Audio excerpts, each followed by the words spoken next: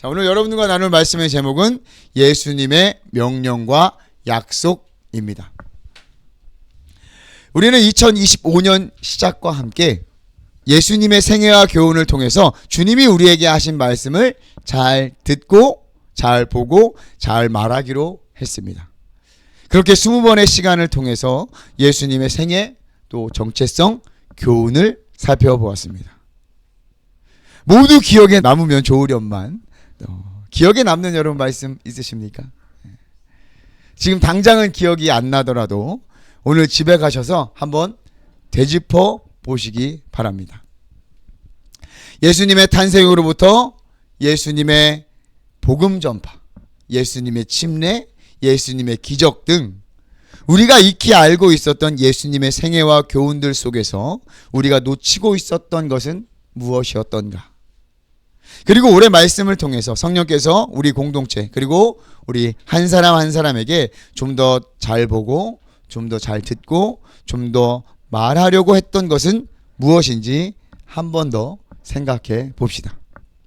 왜냐하면 오늘이 예수님의 생애와 교훈 마지막 시간이기 때문입니다.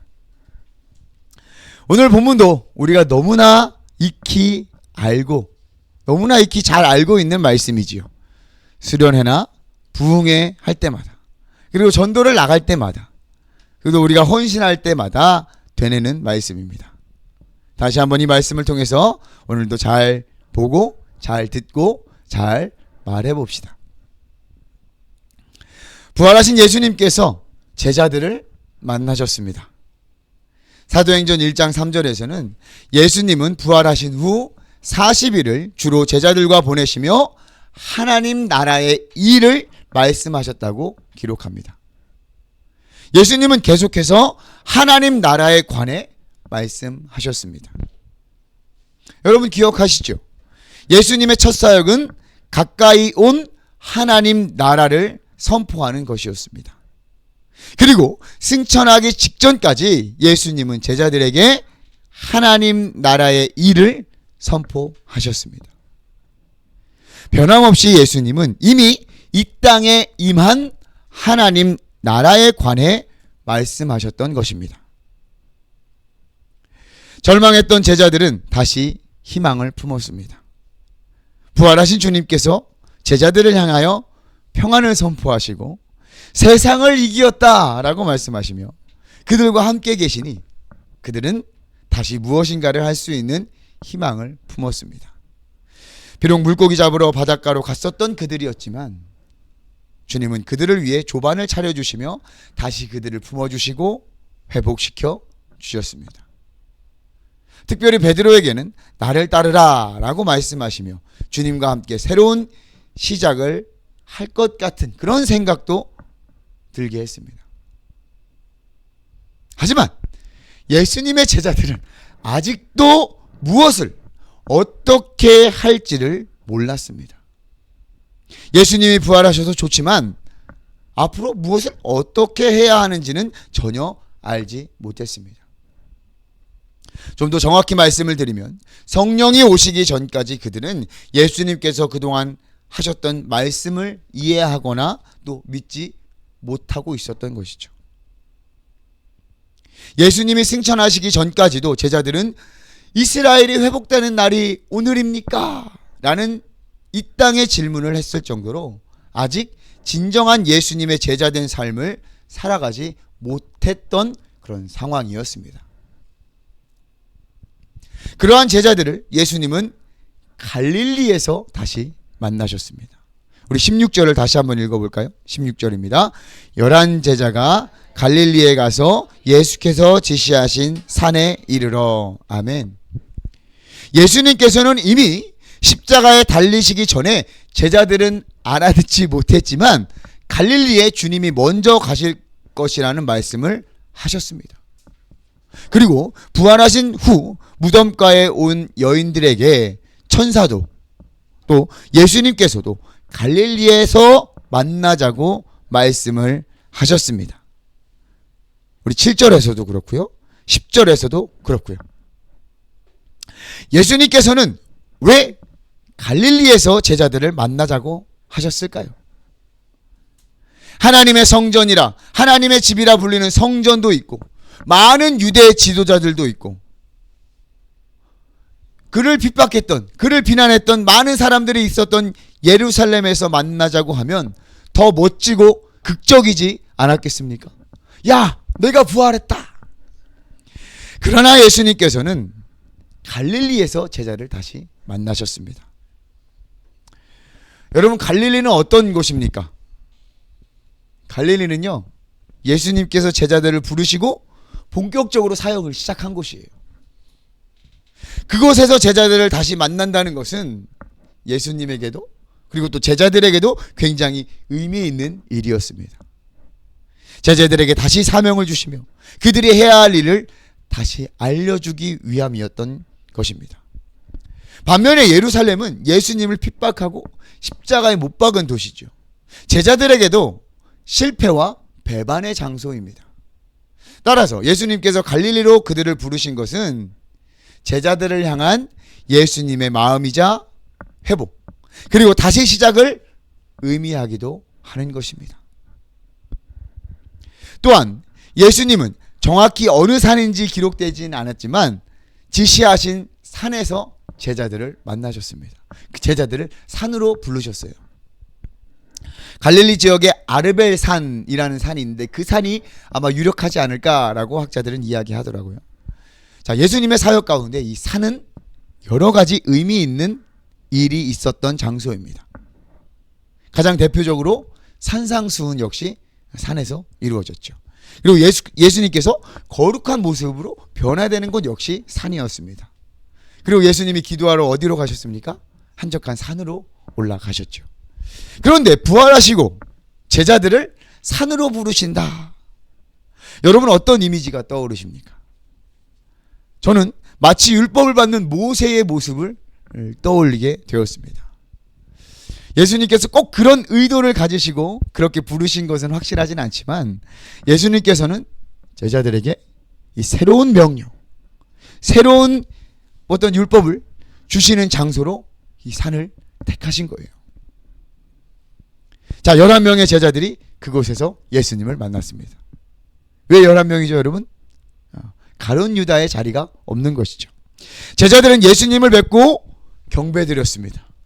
이것은 굉장히 당연한 행동이었습니다. 부활하신 예수님을 만난 자들이라면 그 거룩함과 존귀함에 엎드릴 수밖에 없었습니다.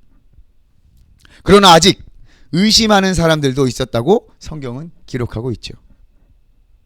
여기서 이 의심하다라는 단어인 헬라어 디스타조는 주저하다, 망설이다, 머뭇거리다 라는 뜻도 포함되어 있다고 합니다. 자, 부활하신 주님을 경배하고 예배하기에 다소 머뭇거리고 주저하고 있다고 해석할 수도 있는 것이죠. 제자들은 부활하신 주님이 특별히 부르신 갈릴리의 산에서 주님을 만나 그를 경배하나 의심하며 머뭇거리고 있었던 제자들도 그 안에 있었던 거예요. 아직도 그들은 자신들이 무엇을 어떻게 해야 할지를 모르기 때문이었던 것입니다. 아마 의심하고 머뭇거리는 제자들은 우리 혼내시면 어쩌가지? 배반한 일에 관해서 물으시려나? 하는 생각도 했을 것이에요. 너무나 평범한 모습 같지 않습니까? 저와 여러분들 같은 그런 모습입니다. 그렇게 경배하고 의심하며 머뭇거리는 상황이었지만 예수님께서는 제자들에게 말씀하셨습니다. 마치 지금 우리의 상황과 같아요. 예수님께 예배하고 경배하고 있지만 아직 믿음이 적어 의심하며 머뭇거리고 있지는 않습니까? 오늘 본문에서 제자들의 모습은 우리와 별반 다를 것 없어 보입니다. 그러한 제자들에게 예수님께서는 특별히 말씀해 주신 것입니다. 우리는 이것을 예수님의 지상명령이라고 부릅니다. 이를지라는 한자를 써서 최고의 명령, 가장 높은 곳에 이르는 명령을 의미합니다. 땅지자가 아닙니다. 여러분 보시는 바와 같이 예수님께서 우리에게 명하신 위임하신 가장 큰 명령이 마태복음 28장 18절부터 20절 말씀입니다.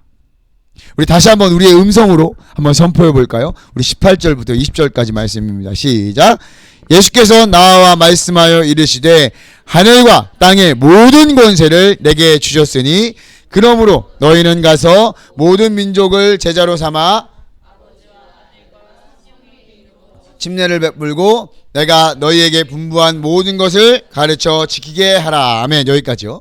자, 이 명령을 여러분 누가 주셨습니까? 부활하신 주님이 제자들에게, 그리고 지금 우리에게 명령하고 있는 것입니다. 부활하신 주님은 하늘과 땅의 모든 권세를 가지신 분이십니다. 하나님 아버지께서 그의 아들 예수 그리스도에게 이 땅의 권세뿐만이 아니라 하늘의 권세도 허락해 주셨습니다. 그것은 예수 그리스도의 십자가와 그 부활로 이루어진 것입니다. 우리는 이 사실을 잊어서는 안 됩니다. 부활하신 예수님은 이 땅의 권세뿐만 아니라 하늘의 권세도 가지신 분이라는 사실을 말이죠. 이것이 의미하는 것은 무엇입니까? 예수님은 부활하신 자로서 여호와 하나님의 권세를 가지신 분이시며 하늘과 땅이라는 모든 영역의 권세를 결합하고 계신다는 것을 의미합니다. 즉 예수님 역시 완전한 하나님을 의미하는 놀라운 선포이기도 한 것이죠. 예수님께서는 하나님의 권세로, 하늘의 권세로 우리에게 말씀하시고 명령하시는 것입니다. 믿으십니까? 아멘. 그 명령은 이렇습니다. 너희는 가서 모든 민족을 제자로 삼아 아버지와 아들과 성령의 이름으로 침례를 베풀고 내가 너희에게 분부한 모든 것을 가르쳐 지키게 하라. 아멘. 이 얼마나 많이 들은 말씀입니까? 전도할 때, 국내 및 해외 선교를 할 때, 아이들을 교육할 때 정말 많이 들은 주님의 명령입니다. 그런데 이 명령의 주된 명령형 동사는 어떤 건지 아십니까, 여러분? 바로 제자로 삼아입니다. 그러니까 나머지 가서 침례를 베풀고 가르쳐 지키게 하라라는 동사는 제자로 삼아라는 그 명령형 동사의 지배를 받는 그런 분사 형태의 단어인 거예요. 그러니까 제자로 삼기 위해 가는 것이고요. 제자로 삼아 침례를 베푸는 것이고 제자로 삼아 가르쳐 지키게 해야 한다는 것입니다. 어떻습니까? 단순히 복음을 전한다는 것을 넘어 제자로 삼아야 한다라는 것이 좀 더 부담스럽게 느껴지지는 않으십니까? 사실 이 지상명령은 어떻게 들어도 부담되는 것은 사실입니다. 가장 높은 수준의 명령이니까요. 그러나 다시 한번 말씀을 드립니다. 이 명령은 저와 여러분들을 향한 명령입니다. 믿으십니까? 부담스러우시죠? 그러나 명령은 원래 부담스러운 거예요. 여러분, 제자로 삼으려면 어떻게 해야 됩니까? 가야 합니다. 우리는 예수님께서 우리의 죄를 위해 죽으시고 또 죽음을 이기시고 부활하셨다는 이 기쁜 소식을 가슴에 와닿게 전달해야 합니다. 그리고 구원은 오직 그리스도를 믿음으로, 오직 은혜로 받는다는 사실을 전하러 가야 합니다. 이것은 우리의 물리적인 위치와 행위만을 의미하는 것은 아닙니다. 우리의 마음도 함께 가야 되는 거예요. 몸만 가는 것이 아니라 우리의 마음도 함께 가서 우리의 이웃에게, 우리의 가족에게, 그리고 때로는 이 말씀이 필요한 어느 곳 누구에게나 갈 수 있어야 합니다. 그리고 제자로 삼아 침례를 베풀어야 합니다. 침례는 삼위일체 하나님께서 하시는 사역의 징표입니다. 복음을 듣고 예수를 믿어 성부, 성자, 성령 삼위의 하나님을 믿고 고백하는 자들이 침례를 받고 제자가 될 수 있습니다. 창조주 하나님, 구원의 계획을 계획하시고 이루어 가시는 하나님, 그리고 하나님의 아들, 우리를 구원하신 예수 그리스도, 하나님의 구원 계획을 이루신 예수 그리스도, 그리고 우리 안에 거하시며 우리를 성화시키시고 그리스도를 섬기며 그리스도와 연합하게 하시는 성령, 그 삼위의 하나님을 믿음으로 고백하며 선포하는 것이 바로 침례 예식인 것이죠. 따라서 믿는 자는 침례 예식을 통해서 삼위일체 하나님을 신뢰한다는 고백과 함께 성도의 연합도 기꺼이 동참한다는 그런 수용과 헌신을 의미하는 것입니다. 또한 제자로 삼아 가르쳐야 합니다.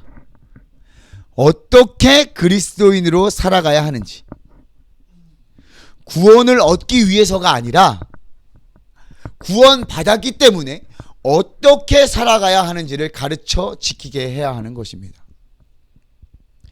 진정한 제자의 삶을 살아가는 법을 계속 가르치고 배워야 합니다.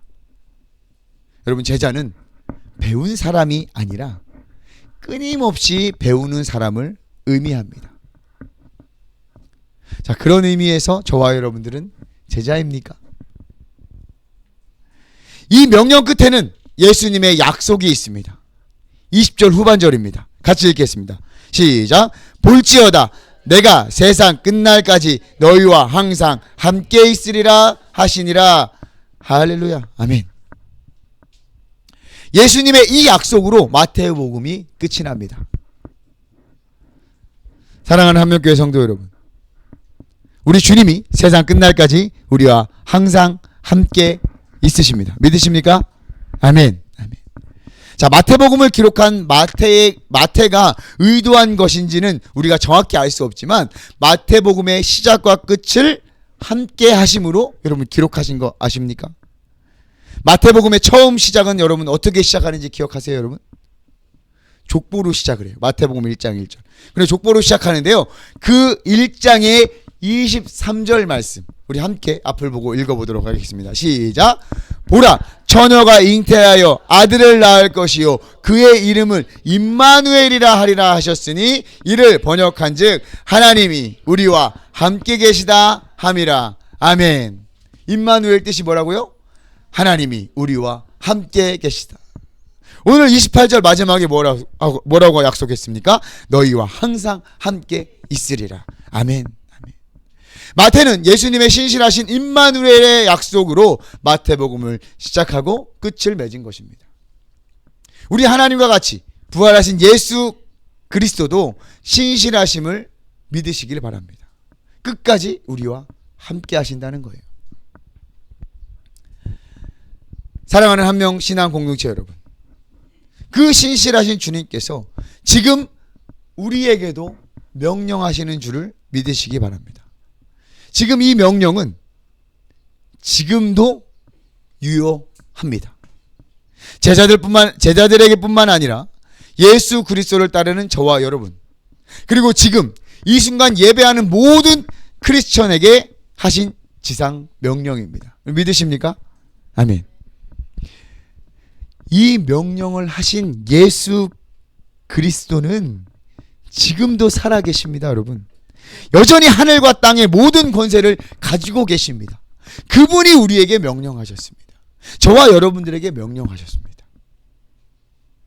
능력이 있다거나 말 잘해서 전도나 가르침을 잘한다거나 활동적이어서 어디든 갈 수 있는 그런 특별한 자들이 아닌 평범하기 그지없는 우리에게 주신 명령입니다. 예수 그리스도를 예배하나 머뭇거리고 주저하는 자들에게까지 감당하도록 하신 명령임을 우리는 기억해야 합니다. 부담되신다고요? 반대로 생각하면 이것은 굉장히 큰 은혜입니다, 여러분.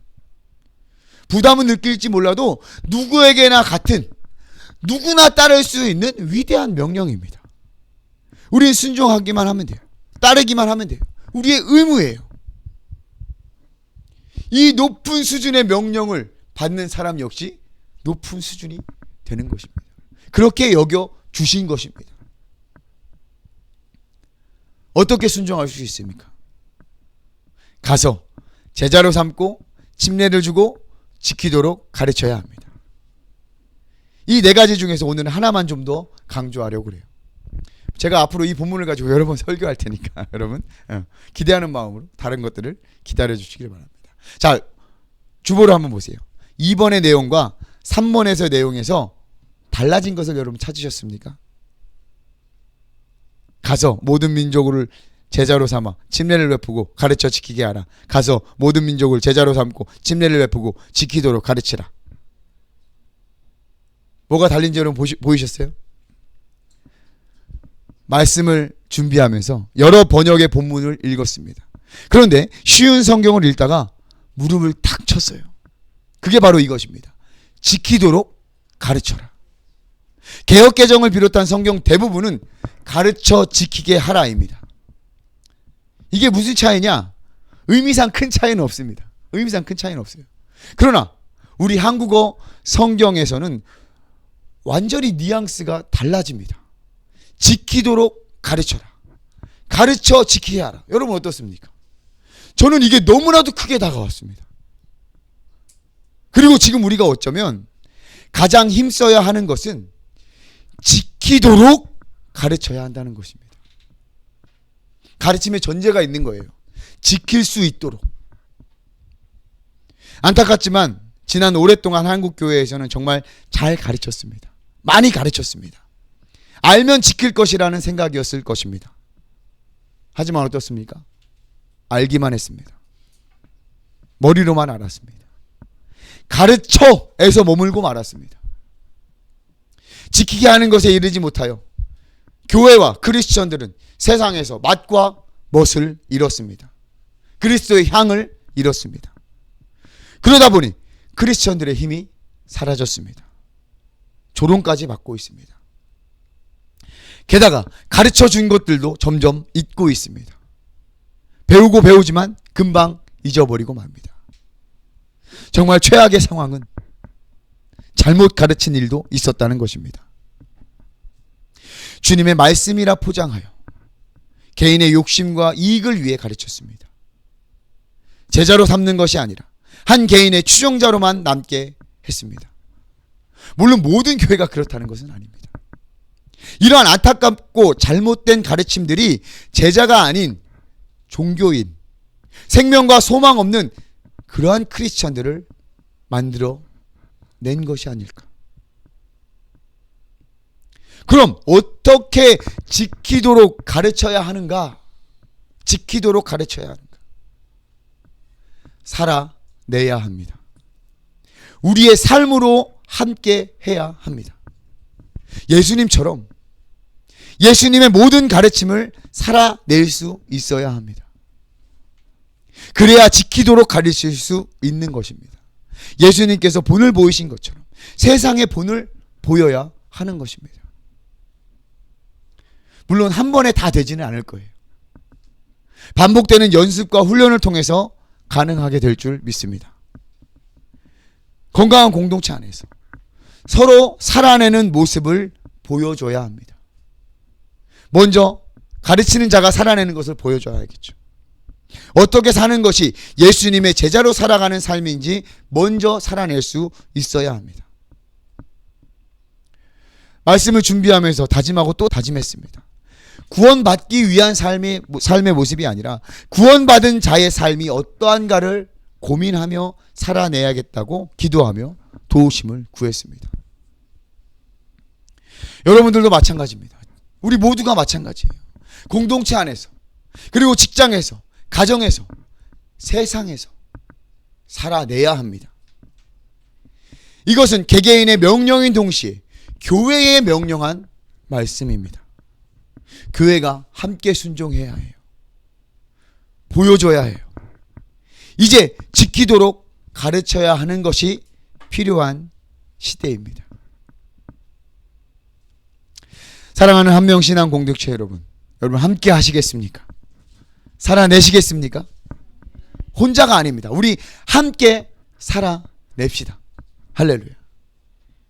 그렇게 우리가 살아낼 때 우리는 약속하신 주님의 말씀, 함께 하겠다라는 그 약속을 아주 진하게 경험할 수 있게 될 것입니다.